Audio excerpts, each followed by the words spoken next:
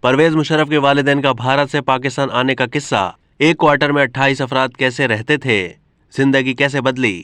سابق صدر اور آرمی چیف پرویز مشرف کے بیٹے بلال مشرف نے ایک انٹرویو میں انکشاف کیا ہے کہ ان کے دادا دادی کیسے ہندوستان سے پاکستان آئے، کہاں رہے، ان کی زندگی کیسے گزری۔ انہوں نے اس زمانے کی بات بتاتے ہوئے کہا کہ جیسا کہ سب کو پتا ہے کہ ہم مہاجر خاندان سے تعلق رکھتے ہیں، تو جب میرے دادا دادی ہجرت کر کے پاکستان آئے تو انہیں ایک کوارٹر دیا گیا تھا جہاں وہ رہتے تھے۔ اس کوارٹر میں دروازہ نہیں تھا، بس ایک سوراخ تھا، ایک سادہ سا باتھ روم تھا۔ اس کے بعد مزید رشتہ دار بھی آئے اور ایک ایسا وقت بھی آیا جب 28 افراد ایک ہی کوارٹر میں رہ رہے تھے۔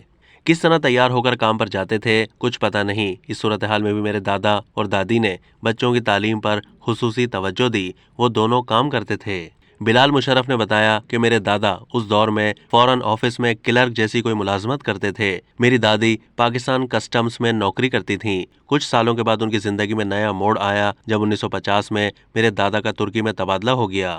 اس وقت میرے والد یعنی پرویز مشرف ایلیمنٹری اسکول میں پڑھتے تھے، تو وہ وقت خاندان کے لیے کافی اچھا رہا تھا۔ انہیں ایکسپوجر مل گیا، پڑھائی بھی اچھی ملی۔ بلال مشرف نے اپنے والد اور ان کے بھائیوں کے بارے میں بات کرتے ہوئے بتایا کہ میرا نہیں خیال کہ وہ اسکول جاتے تھے۔ کافی قصہ سنا ہے کہ میری دادی نے اپنے بچوں کے لیے ایک جرمن ٹیوٹر رکھی تھی جو ان کو گھر میں ریاضی پڑھاتی تھی۔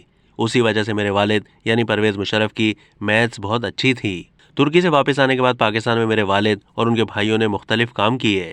اب تک کے لیے اتنا ہی۔ مزید معلومات کے لیے ڈیلی جنگ کے یوٹیوب چینل کو سبسکرائب کیجیے۔